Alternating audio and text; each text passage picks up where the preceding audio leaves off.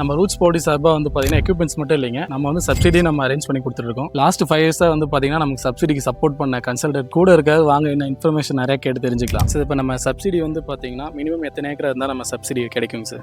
Minimum 1 acre அது இருக்கணும். அந்த பூமி வந்து கிழக்கு மேற்கு அதிகமான நீளம் இருக்கிற மாதிரி இருக்கணும். அப்படி இருக்கும்போது தான் கோழி பண்ணை அமைச்சு லோன் பிளஸ் மானியம் வாங்குறதுக்கு ரொம்ப எளிமையாக இருக்கும். சார் நமக்கு வந்து ஸ்கொயர் ஃபீட்டுக்கு வந்து ஹையஸ்ட்டாக எவ்வளோ வரைக்கும் லோன் கிடைக்கும் சார்? லோன் வந்து பார்த்தீங்கன்னா ஸ்கொயர் ஃபீட்டுக்கு மினிமம் 250 300 வரைக்கும் கிடைக்கும். அது அவங்களுடைய ப்ராஜெக்ட் தான். மினிமம் வந்து 10,000 அதிகபட்சம் ஒரு 50,000 ஸ்கொயர் ஃபீட் வரைக்கும் அவங்க லேண்டில் போகலாம். சார் இப்போ சப்சிடி வந்து நமக்கு வந்து எவ்வளோ அதிகபட்சம் எவ்வளோ வரைக்கும் கிடைக்கும் சார்? ஒரு 10,000 ஸ்கொயர் ஃபீட் போகிறாங்க அப்படின்னா அதிகபட்ச மானியத் தொகை 7 லட்ச ரூபா வரைக்கும் எதிர்பார்க்கலாம். சார் நமக்கு இப்போ சப்சிடி வேணும் அப்படின்னா நம்ம என்னென்ன டாக்குமெண்ட் சப்மிட் பண்ணணும், ப்ளஸ் வந்து எத்தனை நாள் வரைக்கும் ப்ராசஸ் எத்தனை நாள் ஆகும் சார்? கஸ்டமருடைய டாக்குமெண்ட்ஸ் எல்லாமே கரெக்டாக கையில் இருந்தது அப்படின்னா மினிமம் வந்து ஒரு 2 மாசத்துல வந்து முடிச்சு கொடுக்க முடியும். என்னென்ன டாக்குமெண்ட்ஸ் தேவை அப்படின்னு பார்த்துக்கிட்டிங்கன்னா கஸ்டமருடைய பேன், ஆதார், அவங்களுடைய லேண்ட் டாக்குமெண்ட்ஸ், அவங்களுடைய எஜுகேஷன் குவாலிஃபிகேஷன் மினிமம் வந்து 8th அவங்க பாஸ் பண்ணியிருக்கணும். அண்ட் டைமிங் அப்படின்னு பார்த்தீங்கன்னா அந்த டாக்குமெண்ட்ஸுடைய கிளியரிங்ஸ் பொறுத்து மேக்ஸிமம் 2 மாசத்துல நம்ம முடிச்சு கொடுத்துடலாம். ஆல்ரெடி வந்து பார்த்தீங்கன்னா ஓப்பன் ஷெட் இருக்குங்க சார், அதை நம்ம வந்து ஈஸி செட் செமி ஈஸி நம்ம கன்வே பண்ணுறோம் அப்படின்னா அதுக்கு வந்து சப்சிடி லோன் ஏதாவது அரேஞ்ச் பண்ணி கொடுக்க முடியுங்களா?